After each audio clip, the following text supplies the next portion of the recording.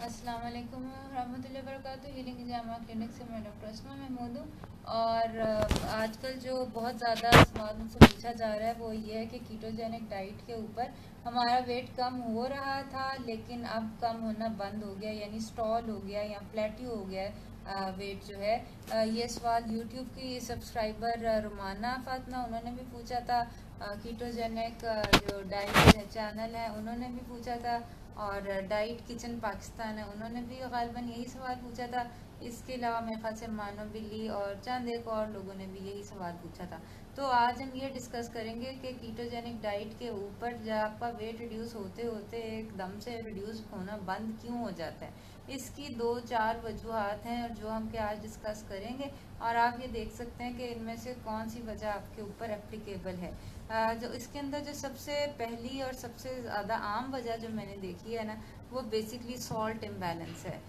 लोग स्टार्ट तो कर लेते हैं और स्टार्ट करने के अंदर चूँकि मक्खन और वो स्टेक्स वगैरह खाने होते हैं वो तो इजीली खाए जाते हैं, लेकिन उसके साथ साथ जब एक दो हफ्ते एक माह गुजरता है आपका कीटोजेनिक डाइट के ऊपर, तो बेसिकली आपको सॉल्ट इम्बैलेंस या इलेक्ट्रोलाइट इम्बैलेंस होना शुरू हो जाता है। इलेक्ट्रोलाइट इम्बैलेंस जो होता है वो ख़ास तौर पे पोटेशियम के सॉल्ट के अंदर बहुत ज़्यादा होता है, क्योंकि कीटोजेनिक डाइट के ऊपर जो है वो हम ऐसे खाने खा रहे होते हैं जिससे हमने इंसुलिन ज़ीरो या नियर ज़ीरो करनी होती है, कार्ब्स नहीं खा रहे होते, जिसकी वजह से जो सोडियम होता है वो लूज़ हो रहा होता है। सोडियम के लॉस को कंपनसेट करने के लिए हमें पोटेशियम जो है वो खाना ज़रूरी है। पोटेशियम जो है वो लो सॉल्ट, नो सॉल्ट या राइट सॉल्ट के उससे नाम से आता है। ये नॉर्मली 1 to 2 टीस्पून लेना बहुत ज़्यादा ज़रूरी होता है। और ये सिर्फ यही सॉल्ट्स नहीं है, इसके अलावा मैग्नीशियम का सॉल्ट या जिंक का सॉल्ट या सिलीनियम का सॉल्ट, डिपेंडिंग ऑन कि आपके क्या साथ प्रॉब्लम्स क्या चल रहे हैं, वो जो है वो लेते हैं। नॉर्मली लोग जो है नमक लेते हुए घबराते हैं क्योंकि सॉल्ट फ्राइड बहरहाल बहुत ज़्यादा आम है। लोगों को इस चीज़ से डर लगता है कि उन्हें ब्लड प्रेशर ना हो जाए। ये है कि और इस तरह के जो होते हैं कुछ मिथ्स जो हैं वो सॉल्ट के बारे में। डॉक्टर डेविड ब्राउनस्टीन की इसके बारे में बहुत अच्छी वीडियो है, salt your way to health. वो अगर आप देख लें तो वो बहुत अच्छी बात भी होगी। और दूसरे नंबर के ऊपर अपनी सॉल्ट इनटेक जो है वह 1 to 2 टीस्पून खाब पानी में मिला के पी लें, या अपनी स्मूदीज वगैरह में डाल लें, या अपना जो बोन ब्रॉथ आप लेते हैं उसके अंदर डालें, लेकिन मेक श्योर कि आपका 1 to 2 टीस्पून सॉल्ट जो है, ख़ास तौर पर पोटेशियम का सॉल्ट जो लो सॉल्ट या नो सॉल्ट के नाम से आता है, वो आप लें। इसके अलावा मैग्नीशियम सॉल्ट अगर आपको मसल क्रैम्प्स पड़ रहे हैं, और जिंक सॉल्ट अगर आपके बाल वगैरह गिर रहे हैं, वो जो है वो भी लेना ज़रूरी है। बाकी मेडिकल कंडीशंस के लिए पैरल डिफरेंट सॉल्ट्स जो हैं उनको कंपनसेट करना होता है। तो ये सबसे बड़ी और बुनियादी वजह है सॉल्ट इम्बैलेंस। दूसरे नंबर के ऊपर जो वेट स्टॉलिंग की वजह है ना, वो बेसिकली ये है कि कीटोजेनिक डाइट बेसिकली एक थेराप्यूटिक डाइट है। जब आप ये डाइट स्टार्ट करते हैं तो अक्सर लोग अपना वेट तो कर लेते हैं, लेकिन इंचेस जो होते हैं ना अपने, वो नहीं मापते हैं। तो बहुत बहुत अच्छी बात होगी कि जब आप डाइट स्टार्ट करें, खासतौर पे कीटोजेनिक डाइट या कोई भी लो कार्ब डाइट, तो गेट योर इंचेस या सेंटीमीटर्स के अंदर अपनी वेस्ट यानी कि कमर माप लें, अपने जो आर्म सर्कमफ्रेंस है वो माप लें, थाइज जो हैं वो माप लें। क्योंकि अक्सर अक्सर अक्सर ऐसा होता है कि आपका जब आप कीटोजेनिक डाइट स्टार्ट करते हैं तो आपका वेट उतना ही रहता है, लेकिन यू आर रिड्यूसिंग इंचेस। आपके इंचेस जो होते हैं वो कम हो रही होती हैं, वेस्ट जो होती है वो टोन अप हो रही होती है, जो फ्लैबी आर्म्स होते हैं वो टोन अप हो रहे होते हैं, थाइस टोन अप हो रही होती हैं। तो बेसिकली इस चीज़ को, या चीज़ आपको परेशान ना करे कि वेट क्यों नहीं लॉस हो रहा है। वेट इसलिए नहीं लूज हो रहा क्योंकि वो जो फैट आपका तौंद के अंदर था या फ्लैबी आर्म्स के अंदर था या थाइस के अंदर था, वो आपका फैट मोबिलाइज होके उस जगह पे जा रहा है जहाँ पे उसकी रिक्वायरमेंट है। बेसिकली जो एब्डोमेन है यानी कि जो आपकी तौंद है, उधर का फैट जो है वो अच्छा नहीं, वो इन्फ्लेमेटरी फैट है।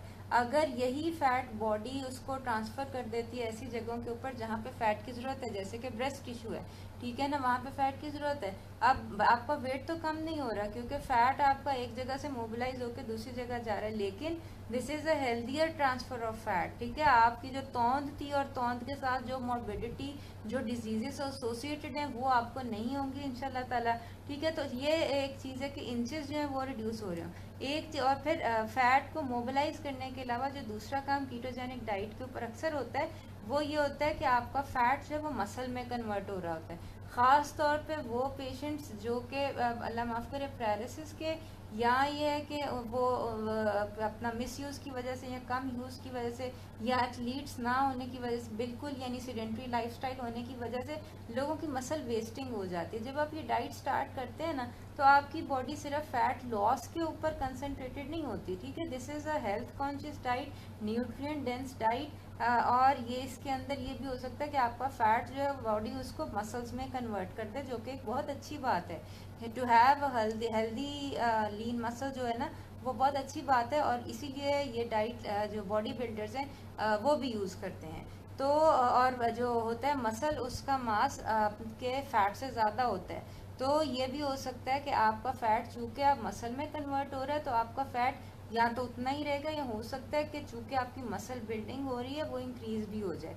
ठीक है ना, ख़ास तौर पर वो लोग जो इसको कपल करते हैं कीटोजेनिक डाइट को विद हाई इंटेंसिटी ट्रेनिंग या जो है किसी और फॉर्म ऑफ बॉडी बिल्डिंग वगैरह, तो उनके अंदर ये जो होता है, तो ये दो वजह कि एक तो आपका फैट जो है वो मोबिलाइज हो रहा है, एक जगह से दूसरी जगह जा रहा है, बॉडी टोन अप हो रही है।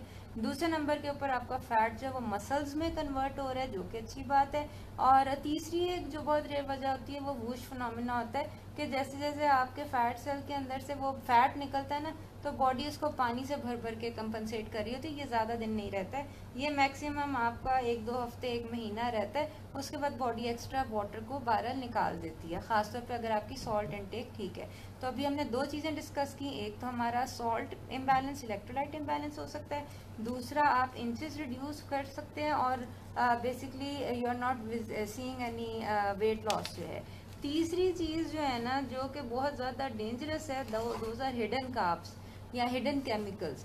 ये अब आपके सामने ये नेशनल दिल्ली निहारी मसाला है जो कि बहुत अच्छा समझा जाता है कि आप घर के अंदर अपना सालन खाना वगैरह बनाएं। इसके अंदर अगर आप इसके इंग्रेडिएंट्स में देखें तो इसके अंदर मोनोसोडियम ग्लूटामेट है। मोनोसोडियम ग्लूटामेट एक ऐसा केमिकल है जो ना सिर्फ आपकी इंसुलिन रिलीज करता है, आपके वेट को ज़्यादा करता है, आपको बार बार खाने पे मजबूर करता है, आपकी एपेटाइट इंक्रीज करता है। मोनोसोडियम ग्लूटामेट के बेतहाशा नुकसान आते हैं, और ये एक मतलब बेज़रर से आपके बेसिकली आपने क्या नहारी बनाई, घर में बनाई, अपनी तरफ से हेल्दी बनाई होगी, लेकिन आप बेसिकली उसके अंदर MSG खा रहे हैं, एक ऐसा हिडन केमिकल खा रहे हैं जो कि आपका वेट जो है वो नहीं रोक रहा, घटने से नहीं रोक रहा। ठीक है, इसी तरह और हिडन कार्ब्स भी होते हैं, ख़ासतौर पे ये जो सॉसेस और ड्रेसिंग्स वगैरह होती हैं, अगर इनके ऊपर ज़ीरो कार्ब लिखा हुआ भी है तो बिलीव मी डिब्बे और पैकेट की चीज़ें जो है ना they are not a good idea. ठीक है, बिकॉज उसके अंदर कोई भी ऐसा केमिकल हो सकता है जो आपका वेट स्टॉल कर सकता हो, उसके अंदर हिडन कार्ब्स हो सकते हैं कि जो आपके कार्ब के उसके अंदर नहीं आते, उसमें कोटे में नहीं वो लिखते।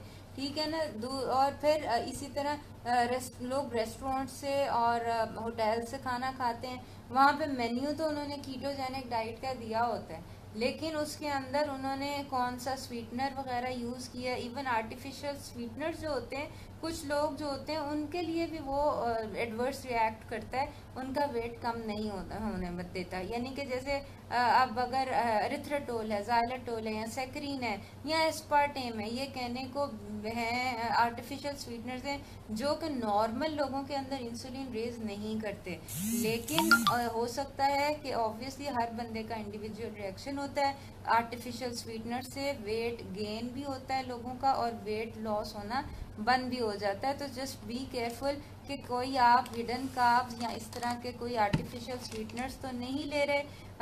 डिब्बे वाली चीज़ तो is not a good idea any time. उस बहुत अच्छी बात होगी कि जो आप घर में बनाते हैं चीज़ वो भी देख के लें कि उसके अंदर कोई केमिकल्स वगैरह ना हो।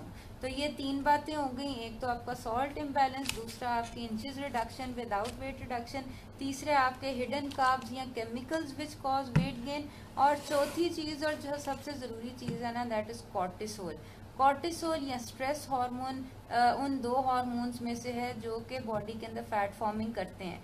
नॉर्मली जो फैट फॉर्मिंग हार्मोन्स हैं दोज आर, एक इंसुलिन जो कि हम कार्बोहाइड्रेट ज़ीरो करके ज़ीरो कर लेते हैं, दूसरा fat forming hormone is cortisol. Cortisol जो है ना वो स्ट्रेस हार्मोन है। वो कब कब रिलीज होगा? अगर आपकी नींद पूरी नहीं है, ठीक है। इस डाइट के ऊपर एक्सरसाइज करने से ज्यादा जरूरी आपकी नींद का पूरा होना जरूरी है। 6 से 8 घंटे की नींद जो है वो बहुत बहुत अनइंटरप्टेड, ठीक है, अनइंटरप्टेड नींद बहुत ज्यादा जरूरी है।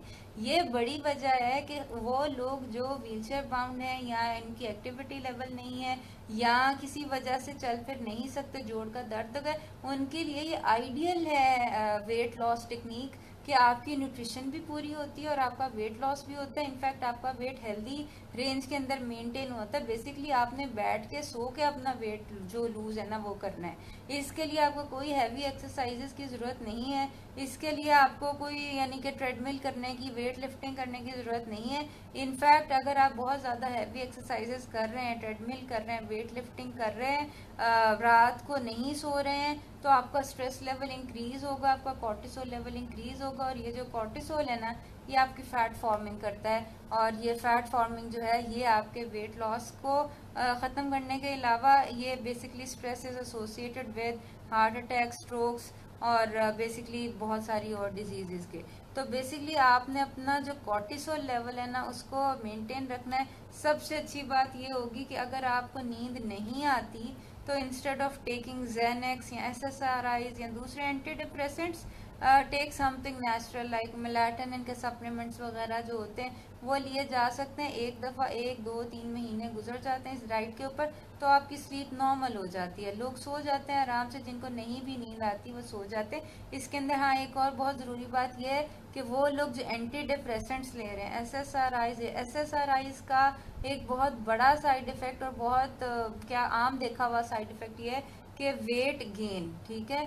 अगर आप ये डाइट फॉलो कर रहे हैं और साथ आप SSRIs या एंटी डिप्रेसेंट्स ले रहे हैं, लिखवा लें आपका वेट नहीं लूज होने वाला, ठीक है। क्योंकि इस डाइट के साथ आपको एंटी डिप्रेसेंट्स की ज़रूरत नहीं है। This is a nutritionally full diet. अगर आप अपनी वेजिटेबल्स, ग्रीन्स और अपना वो कोटा जो वेजिटेबल्स का वो पूरा ले रहे हैं, अगर आप अपने हेल्दी फैट्स हैं वो पूरे ले रहे हैं, इंशाल्लाह आपका 1 2 महीने में सारे ये जो साइकोलॉजिकल प्रॉब्लम्स है ना, डिप्रेशन है, एंग्जाइटी है, इंसोम्निया, रात को नींद नहीं आती है, ये बॉर्डरलाइन पर्सनैलिटी, फलां ये पर्सनैलिटी, ये सारा कुछ आपका ठीक हो जाएगा with weight loss, in fact healthy weight loss, ठीक है, और वेट मेंटेनेंस इनफैक्ट, ठीक है।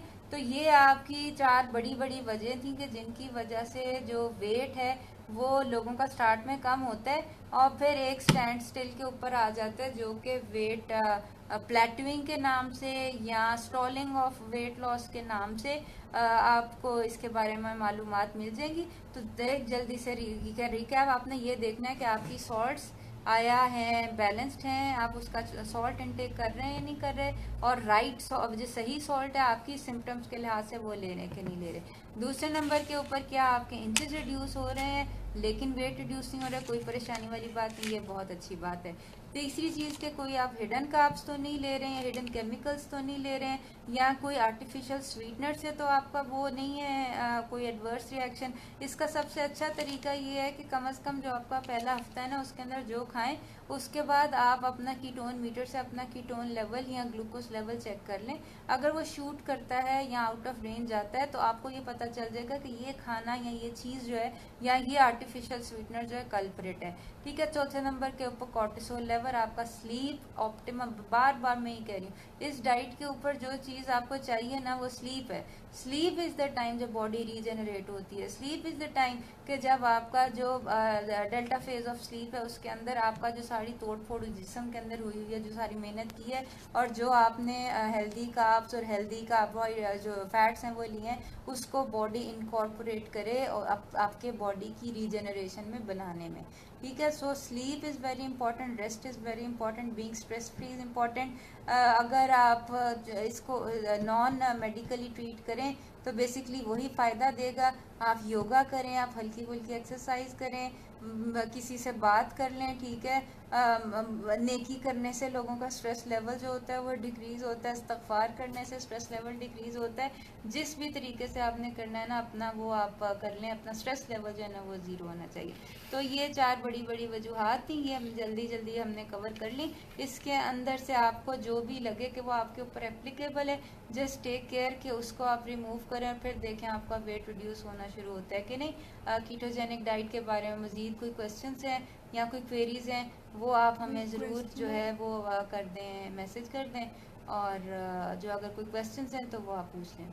उसमें हमें ये लेवल्स चेक करवाने चाहिए, मेरे ख्याल से कॉर्टिसोल का पूछ रहे हैं। बिल्कुल बिल्कुल, स्टार्ट में बहुत अच्छी बात होगी अगर आप अपनी फास्टिंग इंसुलिन, फास्टिंग कॉर्टिसोल, ये चंद एक हार्मोन्स हैं जो कि अगर आप स्टार्ट में ही करवा लें ना तो ये बहुत अच्छी। ये मैं नॉर्मली मतलब इस तरह वीडियोस में प्रिस्क्राइब नहीं करती क्योंकि ये सबके लिए एप्लीकेबल नहीं है। लेकिन if you are a person के जो कि स्ट्रेस की वजह से वेट गेन कर रहा है, it is very very wise कि आप स्टार्ट में फास्टिंग कॉर्टिसोल लेवल करा लें। फास्टिंग कॉर्टिसोल लेवल के लिए आपको सुबह सुबह 8 बजे जाना है, अपना जो है वो 8 AM जो सैंपल है वो देना है। फास्टिंग कॉर्टिसोल के साथ फास्टिंग इंसुलिन भी करा लें तो बहुत अच्छी बात है, सो दैट वी नो कि कोई प्री डायबिटिक या ये इस रेंज के अंदर तो नहीं है। तो ये बहुत अच्छा सवाल है और ये अगर करवा लें तो बहुत अच्छी बात है, ठीक है। और अगर आपका वेट स्टॉल हो रहा है और फिर आप करवा लें तो अगेन ये आपका एक तो ये मार्कर है कि ये आप करवा ही लें तो अच्छी बात है। तो ये है कि जो इंसुलिन और कॉर्टिसोल है ना, इनको कंट्रोल में रखना होता है। वेट लॉस के लिए अल्लाह ताला ने जो बाकी सारे हार्मोन बनाए हैं ना, थायरॉक्सिन है, ग्लूकागॉन है, वो सारे बेसिकली फैट बर्नर्स हैं। आपके पास जो 11 हार्मोन्स हैं उनमें से सिर्फ 2 फैट फॉर्मिंग हार्मोन्स हैं, एक इंसुलिन और एक कॉर्टिसोल। और उन्हीं दोनों को हम इतना इंक्रीज कर लेते हैं कि हमारा फैट जो होता है वो बनता रहता है और वेट जो होता है वो गेन होता रहता है। तो इसको अगर कंट्रोल कर लें तो ये इंशाल्लाह ताला ये है कि ये जो वेट स्टॉलिंग का या प्लेट्यूइंग ऑफ वेट जो है इसका प्रॉब्लम इंशाल्लाह हल हो जाएगा। तो आइंदा इंशाल्लाह इसी तरह एक छोटी सी जो लाइव टॉक है उसके अंदर हम मज़ीद डिस्कस कर लेंगे कि हेल्दी कार्बोहाइड्रेट्स कौन से होते हैं और अगर आप चीट करना चाहें तो किन चीज़ों से चीट करना चाहिए। रोज़े के अंदर ये अच्छा टॉपिक चीटिंग का नहीं है, लेकिन बहरहाल ख़ास तौर पे रोज़े के अंदर लोग मुझसे पूछते हैं कि हमारा ये फ़लाँ चीज़ खाने को दिल चाह रहा है, फ़लाँ चीज़ खाने को दिल चाह रहा है। तो इंशाल्लाह नेक्स्ट टाइम टॉक के अंदर हम यही डिस्कस करेंगे कि अगर आप चीट करना चाहते हैं तो what are the best things to cheat with, ठीक है, ऑन अ डाइट के जो आपको हेल्थ तो बख्शे, लेकिन यह है कि आपका जो वेट है ना उसके अंदर इतना ज़्यादा या आपकी हेल्थ को जो है ना इतना ज़्यादा इशू ना करें। तो अपनी दुआ में ज़रूर याद रखिएगा और इंशाल्लाह ताला अल्लाह ताला आपका हामी नासिर। अस्सलाम वालेकुम वरहमतुल्लाहि वबरकातुहू।